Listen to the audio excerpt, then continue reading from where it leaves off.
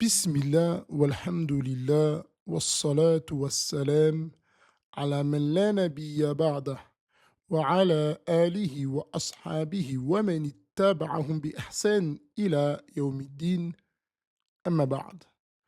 Nous voici à l'épisode numéro 5, qui aura pour titre Ma sœur, cesse de te comparer. Ce que tu vois sur les réseaux est trompeur. Et toute personne qui a un minimum de recul sait avec certitude que ce qui apparaît sur les réseaux, d'accord, n'est que illusion. Et ils vendent un certain rêve à certaines personnes, et celui qui regarde ça avec un œil qui n'est pas averti risque de tomber dans beaucoup de choses, telles que la jalousie. Aujourd'hui, on va parler d'un poison invisible. Un poison que beaucoup de sœurs consomment tous les jours, sans même s'en rendre compte. Un poison qui ne se boit pas, mais qui entre dans le cœur à travers les écrans. Ce poison, c'est la comparaison permanente. Et l'endroit où il s'installe le plus facilement, c'est les réseaux sociaux. Le point numéro un, ce que tu vois n'est pas la réalité.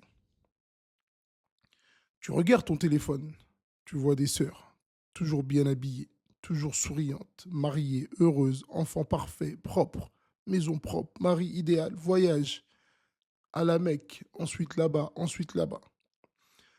Et toi, tu te regardes et tu te dis, moi je n'ai rien de tout ça. Ma vie est triste, je ne vaux rien.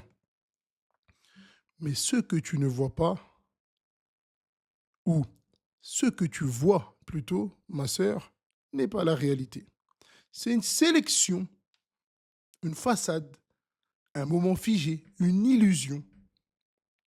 Tu vois une photo de 10 secondes, une vidéo de 10 secondes, une série d'images, et tu compares cette petite série à toute ta journée entière. Tu regardes leur apparence sans voir ce qu'il y a derrière. Mais Allah, lui, voit ce qu'il y a dans les cœurs. Le point numéro 2, ce que tu ressens est dangereux. L'envie, la frustration, la perte de gratitude. Et sache que Shaitan aime quand tu passes ton temps à regarder ce que les autres ont et à oublier ce qu'Allah t'a donné. Et il faut savoir que ces choses-là, malheureusement, c'est la cause de beaucoup de problèmes dans les couples. C'est la cause de beaucoup de divorces. Et c'est uniquement une fois que le divorce est acté que les sœurs se rendent compte qu'en réalité, ce qu'elles avaient était quelque chose de grand et qu'Allah Ta'ala leur avait donné beaucoup de subsistance. Mais à ce moment-là, elles renient. À ce moment-là, elles renient. Et c'est une fois qu'on perd quelque chose qu'on se rend compte de la valeur de ce qu'on a perdu. Donc comme on a dit, Shaitan aime quand tu passes ton temps à regarder ce que les autres ont et à oublier ce qu'Allah t'a donné. Et c'est comme ça que naissent l'envie, la jalousie, le mal-être, l'insatisfaction, le fait de ne pas être satisfait de ce qu'on a. Et regardez ce que Allah Ta'ala nous dit dans le Coran. Ne convoitez pas ce par quoi Allah a favorisé les uns par rapport aux autres, dans la traduction rapprochée. Et c'est pour ça que dans le cours précédent, dans le podcast précédent, qu'est-ce qu'on a dit lorsqu'on parlait de la dépression? On a dit que le Coran, il soignait les cœurs. Lorsque tu vas convoiter quelque chose que tu n'as pas et que tu trouves chez quelqu'un d'autre, et que tu lis le Coran et que tu passes et tu lis ce verset-là, qu'est-ce que ça va faire chez toi?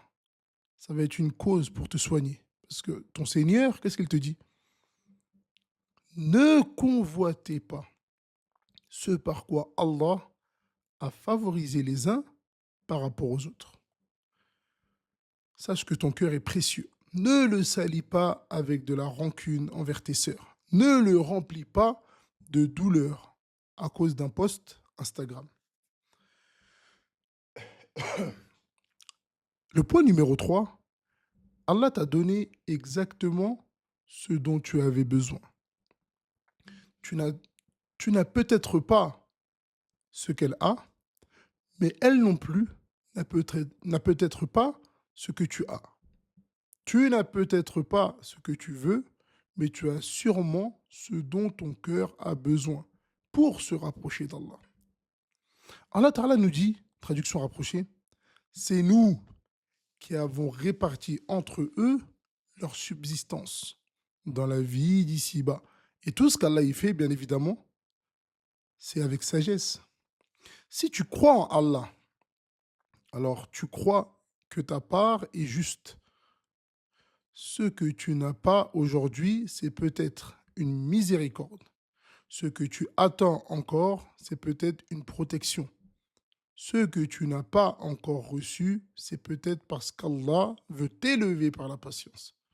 Voilà la manière dont le croyant doit, doit réfléchir lorsqu'il est en face de ce genre d'épreuve. Le point numéro 4, et si tu savais ce que cette sœur vit réellement, tu serais reconnaissante pour ta situation. Et ça, c'est une certitude. Ça, c'est une certitude. Si tu savais ce que cette sœur vit réellement, tu serais reconnaissante pour ta situation. Combien de femmes qu'on envie pleurent la nuit? Combien de sœurs, entre parenthèses, parfaites, en apparence, sont brisées à l'intérieur? Combien de couples qu'on idéalise vivent des disputes quotidiennes? Et wallah, ça c'est une réalité. Combien de stars de la télé-réalité, des couples que toute la planète idéalise? Ensuite, lorsque les choses cachées, elles sortent, tout le monde ouvre les yeux. Ils la battaient depuis 10 ans. Ils font chambre à part depuis 10 ans. Ils ont divorcé, mais en apparence, ils restaient ensemble pour les caméras. C'est des choses qu'on entend tous les jours. C'est ça la réalité. Pourtant, toi, c'était ton rêve. Le meilleur des couples, le plus beau des couples. Ça se voit qu'ils sont heureux. Non, ils sont heureux 15 minutes dans la journée. C'est ça la réalité. C'est ça la réalité. Et Ibn al-Qayyim, rahimahullah, il nous dit, si les gens voyaient ce qu'il y a derrière les apparences des autres, personne ne jalouserait personne. Ya salam. Ya salam. Regardez ce qu'il nous dit, Ibn al-Qayyim, rahimahullah. Si les gens voyaient ce qu'il y a derrière les gens, ou ce qu'il y a derrière les apparences des autres, personne ne les jalouserait, ou personne, excusez-moi, ne jalouserait personne. On reprend. Ibn al-Qayyim, rahimahullah, il nous dit, si les gens voyaient ce qu'il y a derrière les apparences des autres, personne ne jalouserait personne. Et ça, c'est une réalité absolue. Alors, dis Alhamdulillah pour ta santé, pour ton sommeil, pour ton risque, pour ta foi qu'Allah t'a accordé. C'est ça ta vraie richesse. Le point numéro 5, préserve ton cœur, ô ma sœur. Les réseaux sont un test. Tu peux y trouver des rappels, du bien, mais aussi de quoi faire mourir ton cœur à petit feu. Alors fais le tri. Supprime ce qui te rend mal. Et si tu suis quelqu'un, suis-le parce qu'il t'aide à te rapprocher d'Allah, pas parce qu'il t'éloigne de la satisfaction d'Allah. Le prophète, alayhi salatu salam, il nous dit une chose qui est importante. Et ce hadith-là, il faut le mémoriser et le méditer. Il nous dit, regardez ceux qui sont en dessous de vous et ne regardez pas ceux qui sont au-dessus de vous. Cela est plus à même de ne pas vous faire sous-estimer les bienfaits d'Allah. rapporté par Muslim. Ça, c'est une éducation. Non, le prophète, alayhi salatu wassalam, il nous éduque. Et lorsque les savants ils expliquent ce hadith, ils nous disent, lorsque on parle en manière de religion, en manière de crainte d'Allah, en manière d'apprentissage, en manière de mémorisation, tout ce qui est en lien avec la religion, regardez celui qui est au-dessus de vous. Comparez-vous avec celui qui est au-dessus de vous parce que l'objectif, c'est de le rejoindre. D'accord? Et ne regardez pas celui qui est derrière vous parce que ça va vous empêcher d'avancer. Mais lorsqu'on parle des choses mondaines, d'accord? Regardez celui qui est en dessous de vous. Parce que lorsque vous allez regarder ça, Wallah, vous allez dire Alhamdulillah. Dans tous les sens. Quand vous allez regarder, vous dites, moi j'ai rien. Je gagne que 1500 euros par mois. Je gagne que 2000 euros par mois. Regarde celui qui gagne 1000 euros par mois. Regarde celui, j'ai qu'une petite maison moi. Regarde celui qui n'a pas de maison. C'est ça la réalité. Tu es un petit peu malade. Regarde celui qui est en cancer en phase terminale. C'est comme ça que tu vas méditer. C'est comme ça que tu vas dire Alhamdulillah. Comme le prophète, alayhi salatu wassalam, il nous dit, regardez ceux qui sont en dessous de vous. Pour quelle raison? Et ne regardez pas ceux qui sont au-dessus de vous. Cela est plus à même de ne pas vous faire sous-estimer les bienfaits d'Allah. Que vous soyez reconnaissant. Non, toi tu marches, il y en a qui ne marchent pas.